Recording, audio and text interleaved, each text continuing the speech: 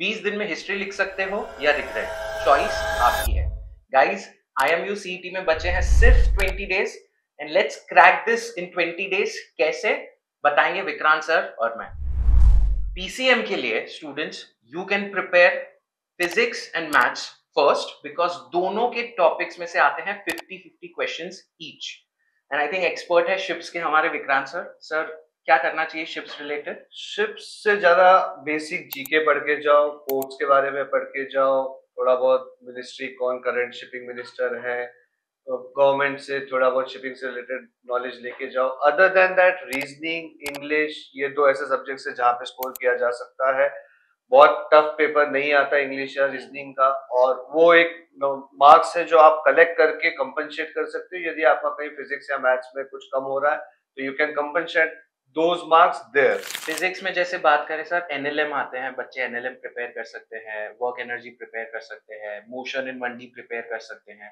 12th में electrostatics आ गया, ray optics जो है बहुत इंपॉर्टेंट चैप्टर्स है, वो first 10 days kids can prepare that. Maths में डिफरेंशिएशन हो गया, इंटीग्रेशन हो गया, कॉम्बिनेशन परम्यूटेशन हो गया, फिर प्रोबेबिलिटी बहुत इंपॉर्टेंट है। First 10 days kids can prepare that. पूरा स्टैटिस्टिक्स प्रिपेयर कर सकते हैं, टॉपिक्स आ जाते हैं। आई थिंक NCERT प्रिपेयर करेंगे फर्स्ट, काफी कवर हो जाएगा। Best thing about IMU CET is sectional cut off नहीं होता है। सो अगर किसी बच्चे को मैथ्स में इंटरेस्ट नहीं है, फिजिक्स में इंटरेस्ट नहीं है, नेचुरली नहीं है, they can prepare in English. Reasoning हो गया, शिप्स रिलेटेड हो गया, जीके हो गया।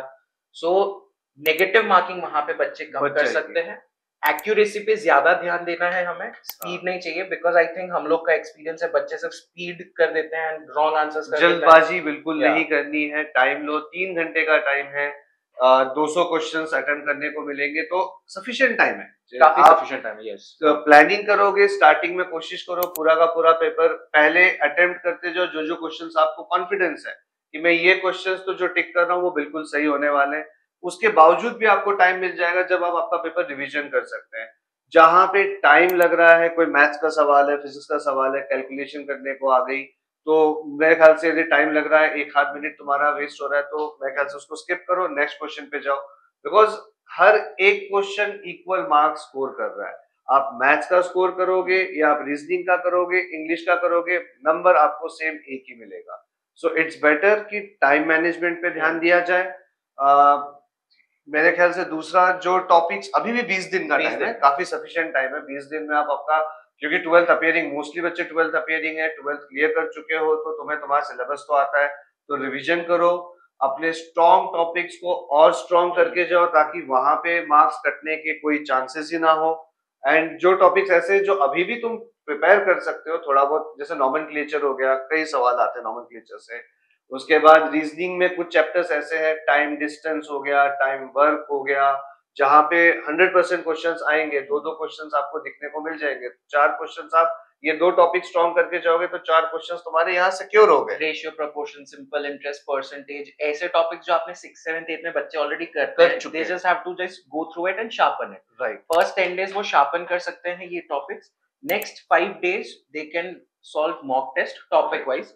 हर टॉपिक वाइज का उन लोग को एक टेस्ट देना चाहिए प्रैक्टिस के लिए, सो दैट वो फंबल ना करे एग्जाम में। एंड लास्ट 5 डेज पूरे प्रैक्टिस टेस्ट उनको सॉल्व करने हैं, 200 क्वेश्चंस का with timer. And I think वो टाइमर का, मैनेजमेंट का, सबसे इंपॉर्टेंट अभी भी 20 दिन का टाइम है। देखो 20 दिन सफिशिएंट होता है। आप सब 12th appearing and 12th appeared हो या अपियरिंग हो, मतलब पढ़ाई तो कर रखी है आपने, 60% तो वैसे भी चाहिए पास होने के लिए, तो सिलेबस तो आता है।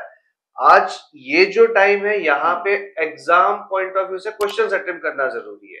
अब वो टाइम नहीं है कि तुम बैठ के वापस पूरा सिलेबस पढ़ते रहो, वो प्रैक्टिकली पॉसिबल भी नहीं है। क्वेश्चंस अभी का टाइम है जहां पे तुम topic wise mock test attempt करो। हमने भी कुछ मॉक टेस्ट बनाए हैं, we have created 15 mock test, you can get it from our description है यहाँ पे, उससे आप अपना एक्सेस कर सकते हैं। सो ये जो एग्जाम लास्ट 15 डेज 20 डेज का जो टाइम होता है, यहाँ पे प्रैक्टिस बहुत रोल प्ले करती है, मायने रखता है। एंड हमने जो मॉक टेस्ट बनाए हैं वो टाइमर के साथ है, आपको रियल एग्जाम एक्सपीरियंस आएगा कि किस तरीके से आपको एग्जाम में टाइम मैनेजमेंट करना है। और सबसे इंपॉर्टेंट, किसी भी क्वेश्चन के पीछे अपना टाइम वेस्ट नहीं करना है। आपके पास 180 मिनट है, 200 क्वेश्चन सॉल्व करने हैं, you have approx 52 second for a question. जो क्वेश्चंस आप 25-30 सेकंड में सॉल्व कर सकते हैं, उस पे आप 50 सेकंड नहीं दे सकते। You need to grab some time. वहां टाइम बचाओगे तो जहां टाइम देना है उस जगह पे टाइम यूटिलाइज कर पाओगे। सो प्लान करो, प्रैक्टिस करोगे तो ऑल इंडिया रैंक भी ला सकते हो। इट्स नॉट दैट टफ, ठीक है। कट ऑफ नहीं है, सेक्शनल कट ऑफ नहीं है, तो कोई फर्क नहीं पड़ता कि आपने मैथ्स में स्कोर किया या इंग्लिश में स्कोर किया या केमिस्ट्री में स्कोर किया। It is all about last day number matter करता है। एग्जैक्टली। और वो टॉपिक प्रिपेयर करें जिसमें बच्चे स्ट्रांग हैं, राइट। वो टॉपिक ना प्रिपेयर करें जो आपको नहीं आता है, उनको साइड में रख के जो आपका स्ट्रेंथ है उस पे हम खेलेंगे। और जो मॉक टेस्ट हम आपको प्रोवाइड करेंगे उसमें time management, timer, CBT mode में टेस्ट लिए जाते हैं, and at the end of the exam immediately आपको रिजल्ट्स मिल जाएंगे, so that you don't waste your time in strategizing your time. Immediately result मिल जाता है बच्चों को। प्रैक्टिस करो, अटेम्प्ट करो, गलत जो आंसर्स आ रहे हैं उनको रिवाइज करो, फिर जाके वही मॉक टेस्ट अटेम्प्ट करो। वी हैव अराउंड 3000 क्वेश्चंस का पूरा क्वेश्चनर है। सो 3000 क्वेश्चंस प्रॉपर प्रिपेयर करके चले जाओगे तो आई थिंक ऑलमोस्ट पेपर आ ही जाएगा तुम्हारा। कुछ बचेगा नहीं actually 3000 question. So this is the right time, start preparing, start attempting.